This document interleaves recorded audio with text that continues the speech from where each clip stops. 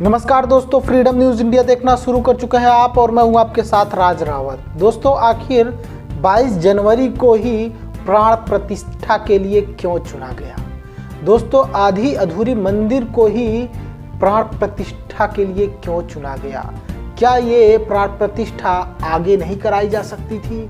क्या ये प्राण प्रतिष्ठा 1 साल बाद जब पूरी मंदिर बन करके तैयार हो जाती तब नहीं कराई जा सकती थी? सवाल है दोस्तों।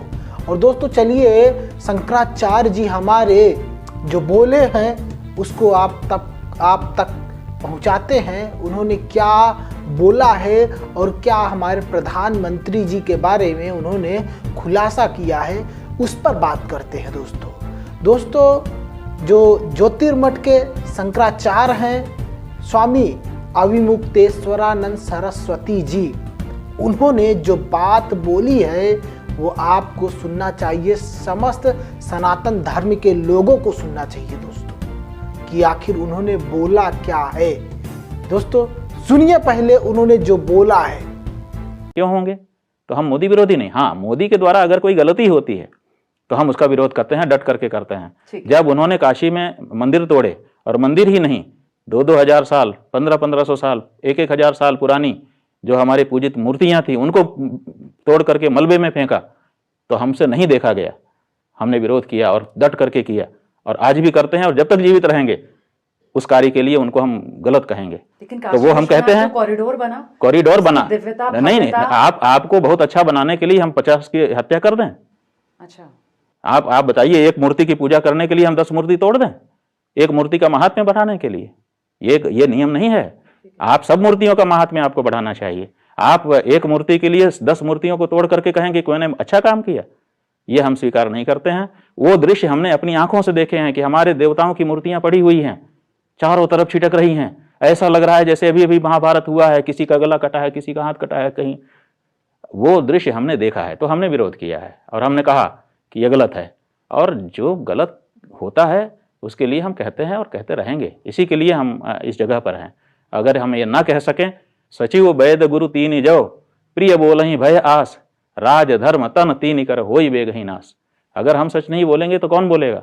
तो दोस्तों, आपने सुना कि उन्होंने सीधा बोला कि एक मंदिर को बनवाने के लिए न जाने कितनी मंदिरें, न जाने कितने मूर्तियों को तोड़ा गया है काशी में। सोचिए दोस्तों, अगर यही बात अगर कोई अन्य व्यक्ति बोलता तो चलिए ये होता कि हम भरोसा ना करते, लेकिन दोस्तों हमारे शंकराचार्य बोल रहे हैं तो क्या हम भरोसा नहीं करें? आप ही बताइए दोस्तों, इस बात पे हमको भरोसा नहीं करना चाहिए?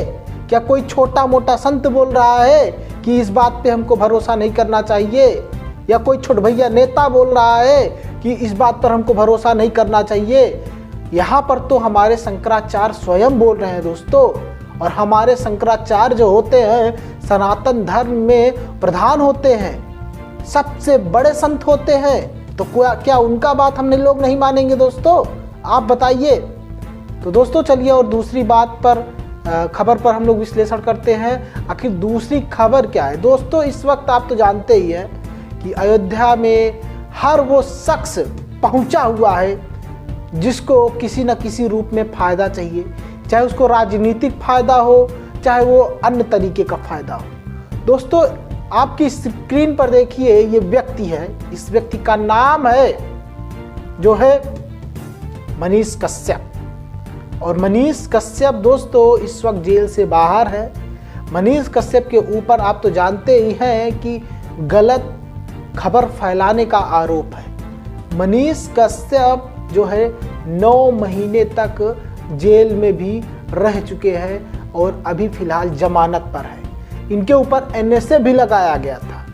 दोस्तों आप इनको सोचते होंगे कि पत्रकार है ना, आपको लगता है कि ये पत्रकार है और क्या कहते हैं बिहार के लोगों के लिए लड़ाई लड़ता था ना, आप तो सोचते हैं ना। लेकिन क्या आपने सोचा है कि मनीष कश्यप भाजपा के भी फैन है? मनीष कश्यप मोदी जी के भी फैन है। जब कोई व्यक्ति किसी का जब फैन होगा तो क्या आप उससे उम्मीद कर सकते हैं कि वो व्यक्ति जिसका फैन है, जिसका समर्थक है, उसके विरोध में कभी खबर चलाएगा, उसका विरोध करेगा? नहीं ना। और कोई पत्रकार किसी का फैन होगा ही नहीं, वो तो निष्पक्ष होता है ना, आप तो यही सोच रहे हैं। लेकिन दोस्तों देखिए मनीष कश्यप ने बोला क्या है। मोदी फैन है आप? बिल्कुल, कौन नहीं है? आप नहीं है? मैं अपने आपको जर्नलिस्ट के तौर पर मैं बिल्कुल होना चाहिए। मैं राय नहीं, हमें गर्व होना चाहिए अपने देश के प्रधानमंत्री पे। हमें अपने देश के प्रधानमंत्री पे गर्व होना चाहिए, चाहे वो किसी भी पार्टी का हो। सोचिए कि प्रधानमंत्री का फैन मैं, आप छोड़ दीजिए, राहुल गांधी खुद है, संसद भवन में झपकी लगाते हैं। हम जादू की झपकी किसे लेते हैं? तेजस्वी जी या राहुल जी प्रधानमंत्री बन गए तो आप उनके फैन रहेंगे? का सपना देख रहे हैं आप महाराज? मीम्स बनवाइएगा क्या? मीम्स बनेगा, इस पे लोग मजाक उड़ाएंगे। आपको लगता नहीं बनेंगे कभी भी? आपको लगता है क्या? तो समझ गए दोस्तों, आप देख लिए मनीष कश्यप की सच्चाई। मनीष कश्यप सिर्फ और सिर्फ राजनीति में आने के लिए ये व्यक्ति माइक उठाया था। राजनीति में आने के लिए ये व्यक्ति जो है अपने आप को इस तरह से ख्यापित कर लिया है कि मानो ये बिहारियों के लिए सबसे अच्छा काम कर रहा है, बिहारियों के लिए जो है एक जो है मसीहा है। ऐसा नहीं है दोस्तों। मनीष कश्यप अपने राजनीतिक फायदे के लिए ये सब कुछ किया है। और सोचो, सीधा बोल रहा है व्यक्ति कि मैं मोदी जी का फैन हूं, मोदी जी को दुनिया सलाम करती है। वाह। लेकिन अगला व्यक्ति जो है, अगला जो एंकर है पूछ रहा है, वो सीधा कह रहा है नहीं मैं तो पत्रकार हूं।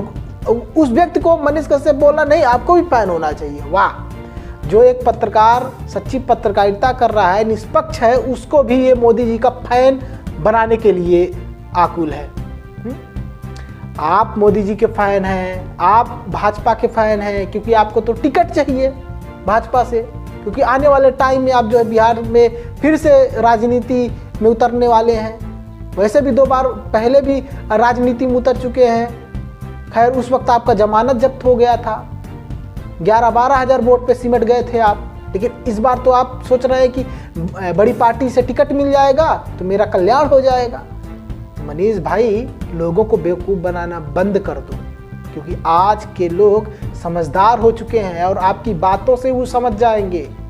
आप जिस तरह से बिहार के अंदर आरजेडी की सरकार को और नीतीश की गठबंधन सरकार को गिराने का प्रयास किए थे ना, और बोले थे कि अगर मैं जेल जाऊंगा तो 100 दिनों के भीतर आपका सरकार गिरा दूंगा। गिरा लिए सरकार? आप नहीं गिरा पाए ना, तो कुछ नहीं होने वाला है आपसे।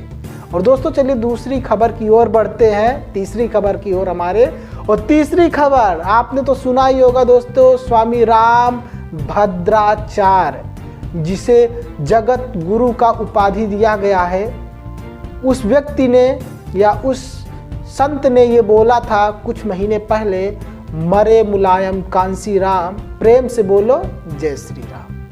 लेकिन ये देखिए दोस्तों, तस्वीर देखिए, एक तस्वीर है काफ़ी वायरल हो रही है और इसमें मुलायम सिंह जी की बहू अपर्णा यादव उसी संत के पास गई है आशीर्वाद लेने के लिए। उसी संत का हाथ पकड़ी हुई है जिस संत ने जयकारा लगवाया था, मरे मुलायम कांसी राम, प्रेम से बोलो जय श्री राम। क्या कहेंगे दोस्तों? ऐसे विभीषण जब तक रहेंगे जो है घर के ही विरोध में या फिर अपने ही घर की पार्टी के विरोध में, तो क्या वो पार्टी तरक्की कर पाएगी? क्या दोस्तों आपको लगता है कि अखिलेश यादव कभी सत्ता में आ पाएंगे जब तक ऐसे विभीषण उनके घर में ही होंगे? या फिर ऐसी महिलाएं जो उनकी खुद की भाभी है वही उस व्यक्ति के पास गई है आशीर्वाद लेने के लिए जो व्यक्ति इनके ही पिताजी को ऐसा बोला था? आप बताइए दोस्तों क्या होगा अखिलेश यादव का आने वाले टाइम में जब उनके घर के ही लोग इस तरह से विभीषण बने हुए हैं? बताइए दोस्तों आप। खैर क्या ही कहना दोस्तों ऐसे लोगों पर, और क्या ही कहना इन राजनीतिक व्यक्तियों पर। इनका तो काम ही है कभी इधर तो कभी उधर।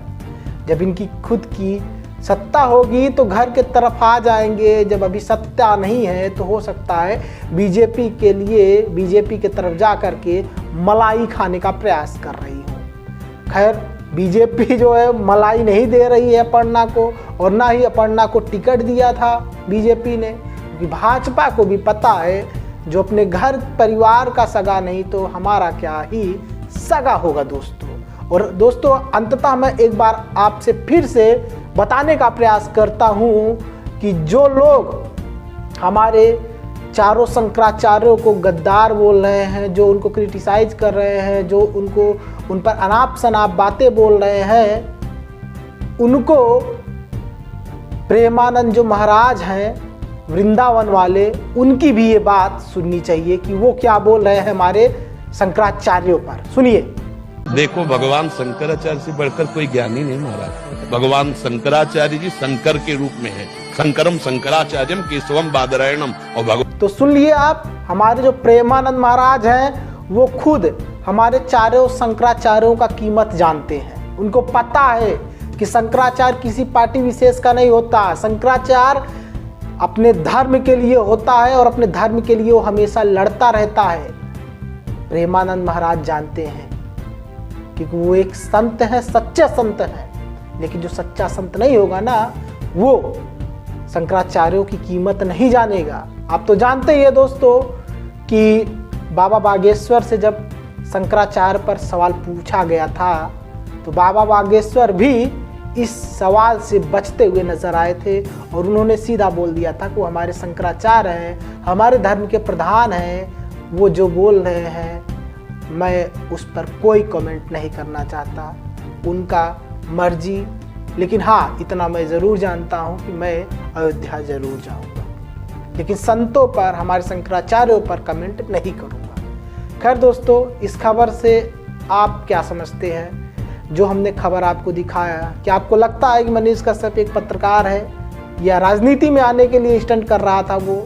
क्या आपको लगता है कि भाजपा जो 22 जनवरी को प्राण प्रतिष्ठा करवा रही है वो सही दिन है, या 1 साल बाद भी कराया जा सकता है या कराया जा सकता था?